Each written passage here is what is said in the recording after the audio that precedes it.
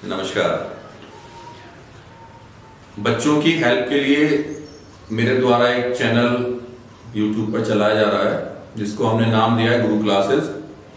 और हमारी कोशिश ये रहेगी कि जो भी बच्चों से संबंधित टॉपिक हैं, विज्ञान से संबंधित टॉपिक हैं, उनको आसान भाषा में हम बच्चों तक पहुंचाएं। क्योंकि आजकल की परिस्थितियों में जैसे स्कूल्स बंद हैं, तो हम कोशिश ये कर रहे हैं कि आसान भाषा में जो विज्ञान के टॉपिक्स हैं, फिजिक्स से रिलेटेड टॉपिक्स हैं, उनको हम बच्चों तक पहुंचाने का प्रयास करें ताकि बच्चे उसका लाभ उठा सकें। तो मैं आप सबसे निवेदन करूंगा कि इस चैनल को ज़्यादा से ज़्यादा मात्रा में संख्या में सब्सक्राइब करें इसको, और शेयर करें और बेल आइकन दबाते रहें, और जिससे कि ये ज़्यादा से ज़्यादा बच्चों तक पहुंच सके और ज़्यादा से ज़्यादा बच्चे इसका लाभ उठा सकें। धन्यवाद। तो आज हम एक नया टॉपिक लेके आपके बीच हैं। आज हम बात करेंगे आपके यहाँ 10th में इलेक्ट्रिसिटी का जो चैप्टर है उसमें एक बहुत महत्वपूर्ण टॉपिक आता है ओम का नियम, ओम्स लॉ। तो आज हम उसी के बारे में बात करेंगे। हाँ, तो सबसे पहले हम बात करना चाहेंगे कि ओम का नियम जो हम पढ़ते हैं, ओम कौन थे और किसने इस नियम का प्रतिपादन किया, किसने इस नियम को हमारे सामने लाए। ओम एक वैज्ञानिक थे जिनका पूरा नाम जो था जॉर्ज साइमन ओम था। ओम का पूरा नाम जॉर्ज साइमन ओम था। शॉर्ट में इनको हम ओम कह देते हैं, और इस नियम को हमने ओम का नियम क्या नाम दिया क्योंकि इनके द्वारा ही इसकी खोज की गई थी, इनके द्वारा ही नियम दिया गया। और ये ओम का नियम किस चैप्टर में? आपके विद्युत का जो चैप्टर है हमारा इलेक्ट्रिसिटी का, उसमें है ये। तो इसके बारे में अगर हम बात करें तो सबसे पहले हमें ये हमारे लिए जानना जरूरी है कि चालक क्या होता है, क्योंकि इलेक्ट्रिसिटी का चैप्टर है तो बिना कंडक्टर्स के इलेक्ट्रिसिटी का कोई मतलब ही नहीं है। तो पहले हम ये जान लें कि चालक क्या होता है। तो चालक हम किसे कहते हैं? साधारण सी भाषा में अगर हम ये कहें कि जिसमें इलेक्ट्रॉन्स का फ्लो हो सकता है, यानी कि जिस माध्यम से इलेक्ट्रॉन फ्लो कर सके, इलेक्ट्रॉनों का प्रवाह हो सके, उसको हम चालक कहते हैं। अगर इलेक्ट्रॉनों का प्रवाह संभव नहीं होगा तो वो चालक नहीं होगा। जैसे एल्युमिनियम का तार है आपका, कॉपर का वायर है आपका, इनके भीतर से इलेक्ट्रॉन्स का फ्लो आराम से हो जाता है क्योंकि इनके अंदर इलेक्ट्रॉन्स बहुत सारे होते हैं, और इसलिए इनको विद्युत का बहुत अच्छा चालक माना जाता है क्योंकि इनके भीतर से इलेक्ट्रॉनों का प्रवाह होता है। और उसी प्रवाह को हम क्या कह देते हैं? आवेश के प्रवाह को ही हम विद्युत धारा कहते हैं। Flow of electrons is called electricity. साधारण सी परिभाषा है बहुत। तो चालक क्या हुए? जिनमें से इलेक्ट्रॉनों का प्रवाह हो सके, चालक कहलाएंगे। और अचालक या नॉन कंडक्टर्स क्या कहलाएंगे? जिनमें से इलेक्ट्रॉन्स का प्रवाह ना हो सके, जो अपने भीतर से इलेक्ट्रॉनों का प्रवाह ना होने दें। तो ऐसे धातु को, ऐसी वस्तु को क्या कहेंगे हम? अचालक या नॉन कंडक्टर्स। दोनों चीज क्लियर हो गई होगी, चालक और अचालक। क्योंकि परिभाषा जो है चालक से जुड़ी हुई है, तो इसलिए हमें पता होना चाहिए कि चालक और अचालक क्या होते हैं, कंडक्टर्स और नॉन कंडक्टर्स। तो जो नियम दिया ओम ने, वो क्या कहा उन्होंने कि किसी चालक में प्रवाहित धारा और उसके सिरों के बीच विभवांतर में क्या संबंध होता है, इसके बारे में ओम ने बताया। किसी चालक में प्रवाहित धारा, कोई चालक है उसमें धारा प्रवाहित हो रही है और उसके सिरों पर जो विभवांतर उत्पन्न होता है, अगर धारा प्रवाहित हो रही है तो निश्चित तौर पे उसके दोनों सिरों के बीच में पोटेंशियल डिफरेंस भी उत्पन्न होगा। तो इन दोनों में क्या संबंध है, इसी संबंध को ओम ने बताया। ओम ने क्या कहा? बहुत सारे एक्सपेरिमेंट किए, उसके बाद ये जो निष्कर्ष निकल के आया वो निकाला उन्होंने कि यदि किसी चालक की भौतिक अवस्थाएं, यदि किसी चालक की भौतिक अवस्थाएं क्या होंगी? जैसे आपकी लंबाई ना बदले हम, अनुप्रस्थ काट का क्षेत्रफल यानी कि एरिया ऑफ क्रॉस सेक्शन, यानी कि अगर तार मोटा है तो मोटा ही रहेगा जब प्रैक्टिकल कर रहे हैं उसका, और अगर पतला है तो पतला रहे, मोटाई में कोई परिवर्तन ना हो उसकी। ताप ना बदला जाए उसका ड्यूरिंग द एक्सपेरिमेंट, जब हम प्रयोग करें उस वक्त तार का ताप या टेम्परेचर ना बदले और उसका प्रेशर ना बदले।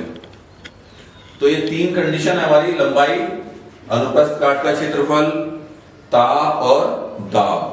अगर इनमें हम कोई परिवर्तन ना करें तो क्या होगा, तो उसके सिरों के बीच विभवांतर, तो उसके सिरों के बीच जो विभवांतर उत्पन्न होगा वो क्या होगा, उसमें प्रवाहित होने वाली धारा,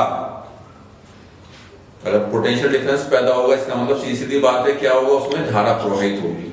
तो जो धारा प्रवाहित होगी वो क्या होगी, उसके अनुक्रमानुपाती होगी। एक बार पुनः सुने इसको, यदि किसी चालक की भौतिक अवस्थाएं लंबाई, अनुप्रस्थ काट का क्षेत्रफल, ताप, दाब न बदलें तो उसके माने चालक के सिरों के बीच विभवांतर उसमें प्रवाहित धारा के अनुक्रमानुपाती होता है। यानी कि जो पोटेंशियल डिफरेंस है V जो है वो किसके समानुपाती होता है, अनुक्रमानुपाती होता है उसमें बहने वाली धारा के। इसको कैसे लिख सकते हैं, V is proportional to I। यानी कि अगर किसी चालक के सिरों के बीच विभवांतर V वोल्ट है और उस चालक में प्रवाहित धारा I है तो ओम के नियम के अनुसार V is proportional to I होगा। V is proportional to I। अब इसको कैसे लिख सकते हैं, V इज इक्वल RI। समानुपाती का चिन्ह हटा के हमने एक कांस्टेंट लगा दिया, जहां R क्या कहलाता है, एक नियतांक है, कांस्टेंट है, जिसे चालक का वैद्युत प्रतिरोध कहते हैं। R क्या होता है, चालक का वैद्युत प्रतिरोध, रेसिस्टेंस कहलाता है, ये रेसिस्टेंस ऑफ कंडक्टर। यानी कि अगर आप इसी समीकरण को इस रूप में भी लिख सकते हैं, V divided by I, V over I is equal R। और ये जो R होता है इसका मान इस पे डिपेंड करता है, इसका मान चालक के आकार पर निर्भर करता है, चालक के पदार्थ पर निर्भर करता है और उसके ताप पर निर्भर करता है। यानी कि जो R होगा, प्रतिरोध होगा चालक का, वो किस पर निर्भर करता है, चालक के आकार पर, चालक के पदार्थ पर और उसके टेम्परेचर पर। अगर इन तीनों में से कोई चीज परिवर्तित होती है तो चालक का प्रतिरोध बदल जाएगा। या तो आप चालक का आकार बदल दें, प्रतिरोध बदल जाएगा, चालक के पदार्थ को बदल दें, प्रतिरोध बदल जाएगा। एल्युमिनियम के वायर का प्रतिरोध अलग होगा, कॉपर के वायर का प्रतिरोध अलग होगा, क्योंकि पदार्थ बदल गया। इसी प्रकार यदि उसका ताप हम बदल देते हैं तब भी प्रतिरोध बदल जाएगा। तार अगर गर्म हो जाता है तो प्रतिरोध बढ़ जाएगा।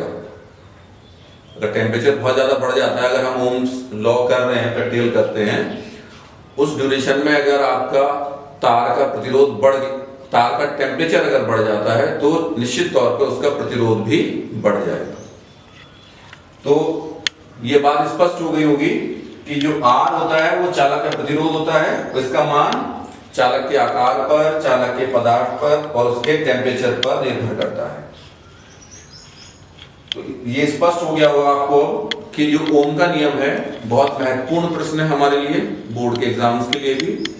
तो इसको एक बार देख लें आप, इसको हम फोकस कर रहे हैं, आप देख लें, इसको लिख भी सकते हैं इसको आप अपनी कॉपी में, ताकि आपको याद करने में आसानी हो जाए।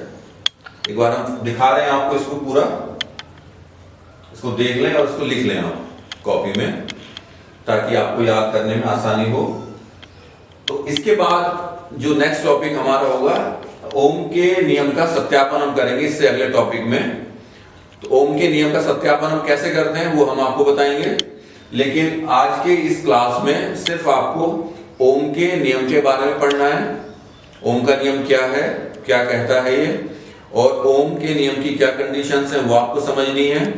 ओम के नियम में एक नया एक नया एक हमारे पास एक मानक आ जाता है आर, नया बिंदु आ जाता है आर, जिसके बारे में आपको बता दिया आर क्या होता है, प्रतिरोध है, और इसका मान किन किन चीजों पे निर्भर करता है ये आपको बताया। तो आज आप इस चीज का पूरा अध्ययन करेंगे एक बार पुनः घर पे, और कल हम बात करेंगे ओम के नियम के सत्यापन की। तो मैं आशा करता हूं कि ये आपको पूरा टॉपिक समझ में अच्छे से आ गया होगा, और कल हम पुनः मिलेंगे आपसे। धन्यवाद।